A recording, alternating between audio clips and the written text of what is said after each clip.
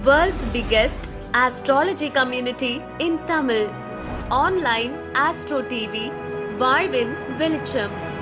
Online astro டிவியை கண்டு மகிழுங்கள். நமது அடுத்த பேச்சாளராக தர்மசாஸ்தாவினுடைய புதிய வரவு, அதே மாதிரி பார்த்திங்கன்னா அடுத்த ஒரு பெரிய ஆளை உருவாக்கிட்டு இருக்கேன் நான், அப்படி தான் சொல்லணும். நமது பெங்களூர் என்ஜினியர் உயர் திரு வினோத்குமார் அவர்களை மேடைக்கு வர மாதிரி கேட்டுக்கொள்கிறோம். அற்புதமான ஒரு பேச்சாளராக வருவதற்கு வாய்ப்புகள் உள்ள அத்தனை தகுதியும் உள்ளவர் நான் நினைக்கிறேன். ஸோ நமது சேவைக்குழு உறுப்பினர் திருமதி வினோத்குமார் அவர்கள் மேடைக்கு வருமாறு கூட்டுகிறோம். ஆகமி கிரகங்கள் பற்றி நமக்கு நிறையா குழப்பங்கள் இருக்கும். அந்த குழப்பங்களுக்கெல்லாம் இப்பொழுது அவர் தீர்வு சொல்வதற்காக உங்களிடம் வருகிறார். மேடைக்கு வருமாறு வரவேற்று இந்த நேரத்தை அவரிடம் ஒப்படைக்கிறோம். குருவே சரணம் குருவே துணை, குருவே சரணம் குருவே துணை, குருவே சரணம் குருவே துணை. குரு பிரம்மா குரு விஷ்ணு குருதேவ மகேஸ்வர குரு சாஸ்திர பரபிரம்மா தஸ்மை ஸ்ரீ குருவே நமக.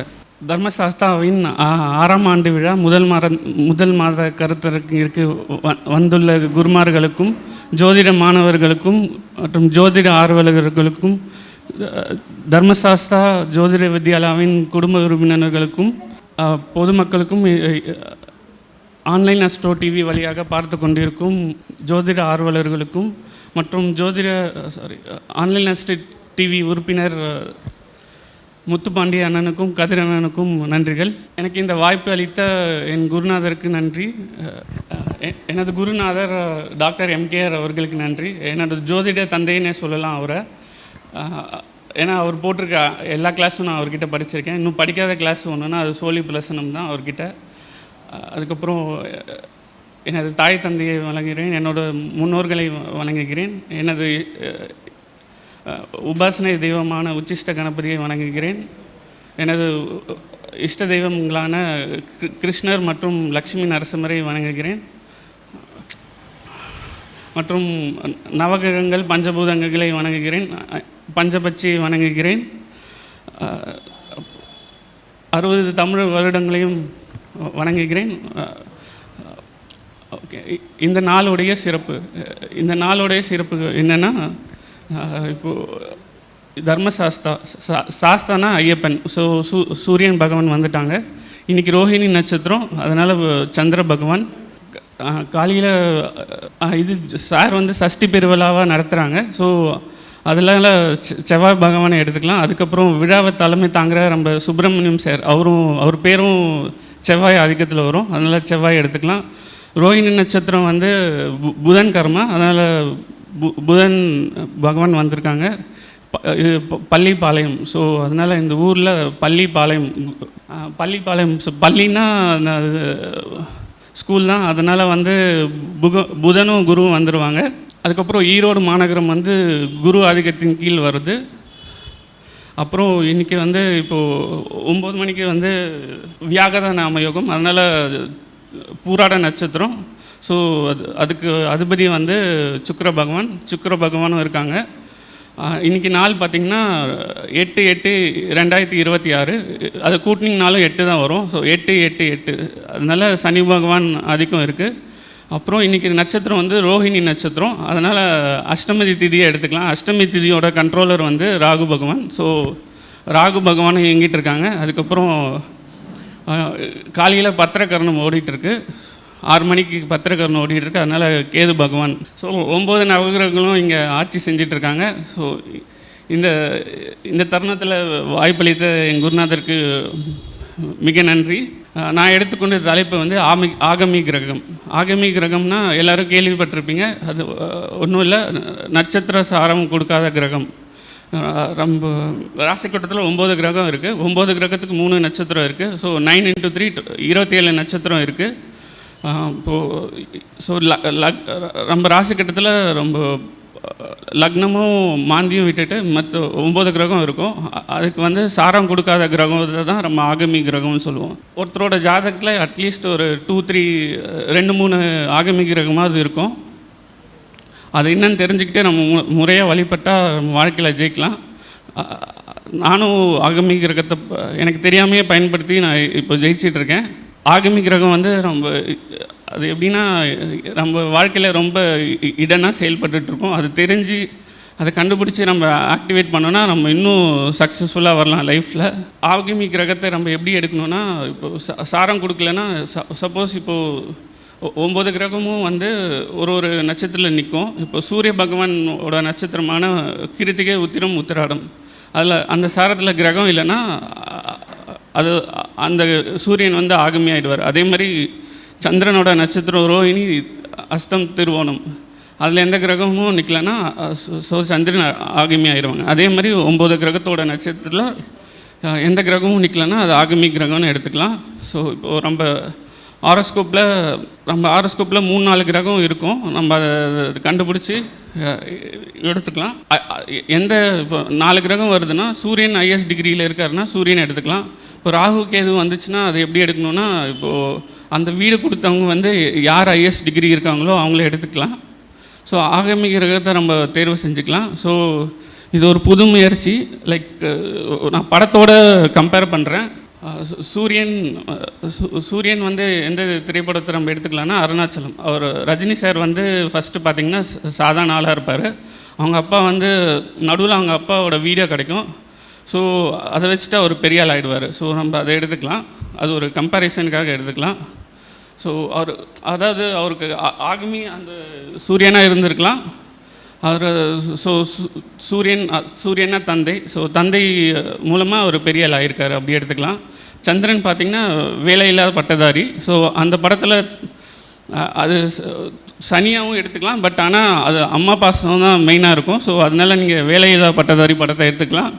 அதுக்கப்புறம் செவ்வாய்க்கு வந்து நம்ம சிஎம் சார் தளபதி அவரோட கில்லி படத்தை எடுத்துக்கலாம். அவர் பேரே வேலு தான் அந்த படத்தில். அவர் கடைசியில் கபடி போட்டியில் ஜெயிப்பார், அதை எடுத்துக்கலாம். அதுக்கப்புறம் புதன் பகவானுக்கு பார்த்திங்கன்னா புன்னகை தேசம். ஸோ அவர் பேர் எனக்கு தெரியல, சாரி. பட் ஆனால் அவரால் அவங்க ஃப்ரெண்ட்ஸ் 3-4 பேர் டெவலப் ஆவாங்க. அவரும் வந்து லைஃப்பில் சக்ஸஸ் ஆகிடுவார் கடைசியில்.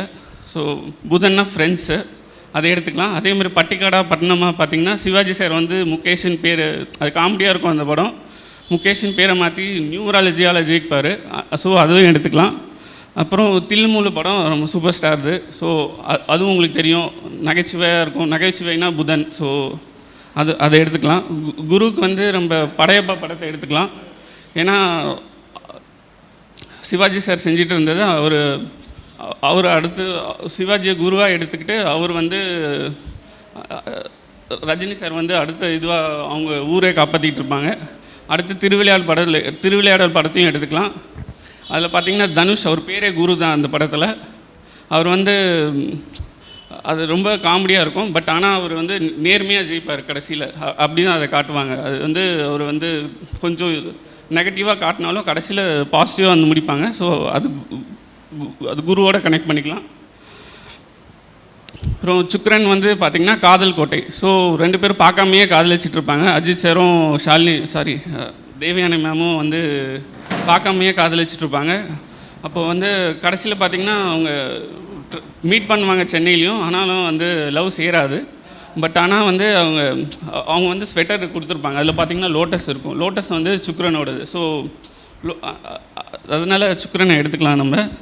அப்புறம் சனி பகவான் பார்த்திங்கன்னா சம்சாரம் அது மின்சாரம், அருமையான தத்துவ படம். அது குடும்ப உறவுகளை பற்றி ஆன படம். கடைசியில் அது வந்து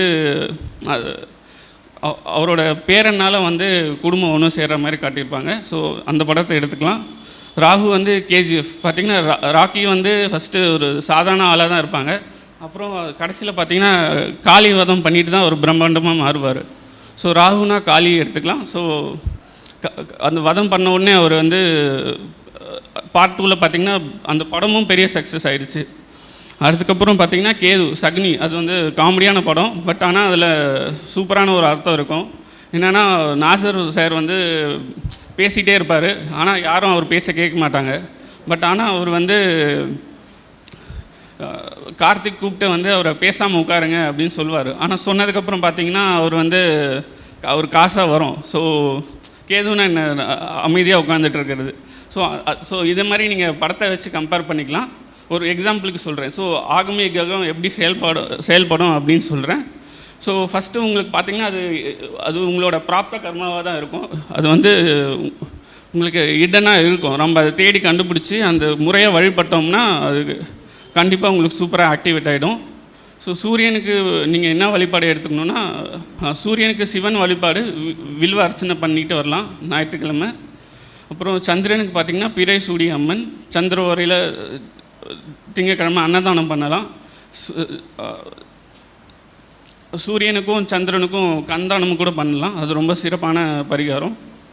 அதுக்கப்புறம் பார்த்திங்கன்னா செவ்வாய்க்கு வந்து முருகன், செவ்வாய்க்கிழமையில் அதுக்கப்புறம் செண்பக மலர் வச்சுட்டு அவர் வழிபாடு பண்ணலாம். கந்த சஷ்டி, கந்த குரு கவசம் அதெல்லாம் கேட்டுட்டு வரலாம். புதன் பகவானுக்கு வந்து பார்த்திங்கன்னா பெருமாள் வழிபாடு பண்ணலாம். அவருக்கு துளசி, புனுகு அதெல்லாம் வச்சு வழிபட்டுட்டு வரலாம். அப்புறம் விஷ்ணு சஹஸ்ரநாமம் சொல்லிட்டு வரலாம். அப்புறம் சூரியனுக்கு மெயினாக பார்த்திங்கன்னா ஆதித்ய ஹிருதயம் படிக்கலாம். அதுக்கப்புறம் சூரிய நமஸ்காரம் டெய்லியும் பண்ணிங்கனாலே அது நல்ல வேலை செய்யும். சந்திரனுக்கு வந்து அன்னதானம் பண்ணுங்க, அது சிறப்பாக இருக்கும். அப்புறம் தண்ணீர் பாட்டிலோட தண்ணீர் வந்து சாப்பாடு மட்டும் கொடுத்தா போதாது, தண்ணீரையும் சேர்த்து கொடுத்திங்கன்னா ரொம்ப சூப்பராக வேலை செய்யும். குரு பகவான், ஸோ தட்சிணாமூர்த்தி, அப்புறம் தட்சிணாமூர்த்தி வழிபாடு பண்ணலாம். கொண்டக்கடலை வச்சுட்டு நைவேத்தியமாக வச்சுட்டு வியாழன் உரையில் குரு உரையில் பண்ணிட்டு வரலாம். குருவை பிடிச்சிங்கன்னா நல்லா. மெயினாக அவங்களுக்கு வந்து ஜீவசமாதி, குருனா ஜீவசமாதி வழிபாடு நீங்கள் பண்ணிட்டு வரலாம். குரு பகவான் பிறந்த நட்சத்திரம் வந்து அரச மரம், பூச நட்சத்திரம். ஸோ பூச நட்சத்திரத்துக்கு வந்து ஆலமரத்தை தேர்ஸ்டே சுற்றி வந்தீங்கனாலே உங்களுக்கு நல்லா ஆக்டிவேட் ஆகிடும். சித்தர் பார்த்திங்கன்னா கமலமுனி சித்தர். ஸோ நீங்கள் அவரையும் பிடிச்சிக்கலாம், பிடிச்சா நல்லா ஆக்டிவேட் ஆகும். அதுக்கப்புறம் பார்த்திங்கன்னா கர்ப்பிணி பெண்கள் அவங்களுக்கு கஷ்டப்படுவாங்க, அதாவது அவங்க காசு இல்லாமல் பிரசவம் நேரத்தில் அவங்களுக்கு உதவி செஞ்சு அவங்களுக்கு குழந்தை பிறக்கிறதுக்கு உதவி செஞ்சிங்கன்னா குரு சூப்பராக வேலை செய்வார். அடுத்து வந்து சுக்கிரன் பார்த்திங்கன்னா சுக்கிரவார, அதுக்கப்புறம் வெள்ளிக்கிழமை மகாலட்சுமியை வழிபட்டு வந்திங்கன்னா நல்லாயிருக்கும். அவர் பிறந்தது இது அற்புதமான பரிகாரம் சுக்கிரனுக்கு. ஏன்னா சுக்கிரன் பிறந்தது வந்து மக நட்சத்திரம். அதுக்கு மிருகமாக வந்து எலியை கொடுத்துருக்காங்க. ஸோ எலிக்கு நீங்கள் பொறி போட்டு வந்தாலே ரொம்ப சிறப்பாக இருக்கும். அதே மாதிரி அதோட இது வந்து மாங்காய், அதுக்கப்புறம் பச்சரிசி. ஸோ மாங்காய் சாதம் செஞ்சு இப்போது 7வது மாதம் சில பெண்கள் வந்து அதை செய்ய முடியாமல் இருக்கும். ஸோ நம்ம ஒரு அண்ணனாக இருந்து எடுத்து அவங்களுக்கு உதவி செஞ்சோம்னா சுக்கிரன் நல்லா வேலை செய்யும். அதுக்கப்புறம் உங்கள் குலதெய்வத்துக்கு எப்போ போகிறீங்களோ அப்போ கரும்பு சாறு வச்சு அபிஷேகம் பண்ணிட்டு வாங்க, நல்லா வேலை செய்யும். அப்புறம் சனி பகவான்னா காவல் தெய்வங்கள். ஸோ இப்போது நம்ம ஐயப்பனை எடுத்துக்கலாம். ஸோ பாதர யாத்திரையாக போகிறது தான் பெஸ்ட்டு பரிகாரம். செருப்பு போடாமல் ரொம்ப எப்பயுமே நடந்து பழகுனா ரொம்ப சூப்பராக இருக்கும். அதேமாரி அவர் சனி பகவான் பார்த்திங்கன்னா நேர்மை. ஸோ இதெல்லாம் பண்ணால் மட்டும் பத்தாது, ரொம்ப நேர்மையாக இருந்தால் அவர் சூப்பராக வேலை செய்வாங்க. அதுக்கப்புறம் குலதெய்வ கோயிலில் போயிட்டு உழவார பண்ணி அதுக்கப்புறம் டாய்லெட் க்ளீன் பண்ணுறது, அப்புறம் டாய்லெட் கட்டி கொடுக்கறது, அந்த மாதிரி பண்ணிங்கன்னா நல்லா வேலை செய்யும். அதுக்கப்புறம் ராகு பகவான், ராகுனா நம்ம சனியை போல் ராகுனால சனிக்கிழமை 9:10. ஸோ இப்போது சனிக்கிழமை ராகு காலம் தான் ஓடிட்டுருக்கு. ஸோ இந்த டைமில் வந்து நம்ம துர்கை வழிபாடு எடுத்துக்கலாம். ஸோ அது நல்லா வேலை செய்யும். அதே மாதிரி இப்போது ராகுனா இருட்டுன்னு சொல்லுவாங்க. ஸோ அதே மாதிரி முன்னோர்கள், ஸோ குலதெய்வ கோயிலுக்கு வந்து பல்ப் வாங்கி கொடுக்குறது ரொம்ப சிறப்பாக இருக்கும். அதேமாதிரி சிசிடிவி வாங்கி தரலாம். ஸோ இதனால் நல்லா ஆக்டிவேட் ஆகும். அதேமாதிரி ராகு எந்த பாவத்தில் இருக்காங்களோ ஆசைப்படுதுன்னு சொல்லுவாங்க. ஆசைப்படலாம், ஆனால் ரொம்ப ஆசைப்படக்கூடாது. பேராசைப்பட்டால் இதுவாகிடும். ஸோ அளவோடு ஆசைப்பட்டு ராகு பகவானை ஆக்டிவேட் பண்ணலாம். அடுத்து வந்து கேதுனா செவ்வாய் போல் கேது. ஸோ அதனால் செவ்வாய்க்கிழமை வர யமகண்டத்தை பிடிச்சிக்கலாம். விநாயகர், அனுமான், முகம் மாறிய தெய்வம். ஸோ அவர் ஆயிலிய நட்சத்திரத்தில் பிறந்திருக்காங்க, வராகியும் பிடிச்சிக்கலாம். அப்புறம் அதுக்கு பரிகாரம் வந்து ஆயிலியம்னால ஆதிசேஷன். ஸோ நீங்கள் பாம்புக்கு முட்டை வைக்கலாம். அதுக்கப்புறம் இடியாப்பம் தானம் பண்ணிட்டு வரலாம். ராகுக்கு வந்து ராகு பிறந்தது வந்து பரணி நட்சத்திரம். அதனால் அவருக்கு இட்லி தானம் பண்ணலாம்.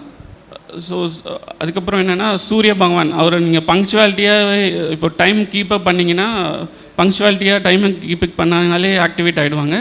அப்புறம் சந்திரன் வந்து நல்ல மனது பீஸ்ஃபுல்லாக வச்சுக்கிட்டு நல்ல எண்ணத்தோடு இருந்திங்கன்னா சந்திர பகவானை ஆக்டிவேட் பண்ணலாம். அதுக்கப்புறம் செவ்வாய் வந்து வேகம் தான் சொல்லுவோம், பட் ஆனால் விவேகமாக இருந்து வேகமாக செயல்பட்டால் வாழ்க்கையில் வெற்றி பெறலாம். புதன்னா நகைச்சுவை. ஸோ எப்பயுமே நகைச்சுவையான திரைப்படங்கள் பார்த்துட்டே இருந்திங்கன்னா அப்புறம் நகைச்சுவையாக பேசிகிட்டே இருந்தீங்கன்னா அது புதன் ஆக்டிவேட் ஆகிடுவாங்க. குருமார்கள் உங்கள் குருவாக இருக்கவங்கள எல்லாரையும் வந்து மதித்து நடந்தீங்கன்னா அது அப்புறம் குருனாலும் தந்தை தான். ஸோ தந்தையை மதித்தாலும் நல்லா ஆக்டிவேட் ஆகிடுவாங்க. சுக்கிரன்னா மகிழ்ச்சி. ஸோ எப்பயுமே மகிழ்ச்சியாக இருங்க. சனினா வந்து நேர்மை. சனி பகவானை நேர்மையாக இருந்தீங்கனாலே சனி பகவான் உங்களுக்கு நல்லா செய்வாங்க. ராகுனா பிரம்மாண்டம். ஸோ அளவோடு ஆசைப்படலாம், பட் பிரம்மாண்டத்தையும் எதிர்பார்க்காம நம்ம அளவோட ராகு பகவானை ஆக்டிவேட் பண்ணால் நல்லது. கேதுனா ஞான மார்க்கத்திலேயே இருந்தோம்னா கேதுவும் ஆக்டிவேட் ஆகிடுவாங்க. இந்த வாய்ப்பு அளித்த என் குருநாதர் மணிகண்டராஜன் சார் அவர்களுக்கு நன்றி. அதாவது எப்பயுமே முதல் பேச்சு எப்படிங்கிறது தடுமாற்றம் தான், ஓகேங்களா? அதை நம்ம தைரியமாக ஃபேஸ் பண்ணி நின்றுட்டோம் அப்படின்னா அதுக்கப்புறம் நம்ம வந்து நிறைய இடங்களாக பேச முடியும். எல்லாருக்குமே அது ஆரம்பம் தான். எங்களுக்கு என்ன அப்படின்னா நாங்கள் மேடையில் வந்து காலேஜ் லைஃபு ஸ்கூல் லைஃப்லேருந்து மேடையில் பேச்சு அப்படிங்கிறது வந்து அது இறைவன் கொடுத்துருக்கார். அதனால் அது வந்து இயல்பாக வந்துருச்சு. மற்றபடி ஒன்றும் கிடையாது. யதார்த்தமாக கீழே இருக்கிறவங்க யாருமே நம்மளோட பெரிய ஆள் இல்லை அப்படின்ற மைண்ட் செட் வந்துட்டாவே நம்ம பேசிடலாம். ஏன்னா நமக்கு தெரிஞ்சிருப்போம், ஆனால் சொல்லும்போது நம்ம பயப்படுவோம், ஐயோ இத்தனை பேர் இருக்காங்களே எப்படி பேசுறது அப்படின்ட்டு. ஸோ முதல் விஷயம், நிறைய விஷயம் அவர்கிட்ட இருக்குது எனக்கு தெரியும். அது காலம் வரும்போது பிரபஞ்சம் கண்டிப்பாக அவருக்கு வெளிப்படுத்தும் என்று ஆசி வழங்கி இந்த நேரத்தில் அவருக்கு பொன்னாடை போட்டு சிறப்பு கௌரவம் செலுத்துகிறோம். அனைவரும் உற்சாகப்படுத்துமாறு அன்புடன் கேட்டுக்கொள்கிறேன். சீனிவாசன் ஐயா.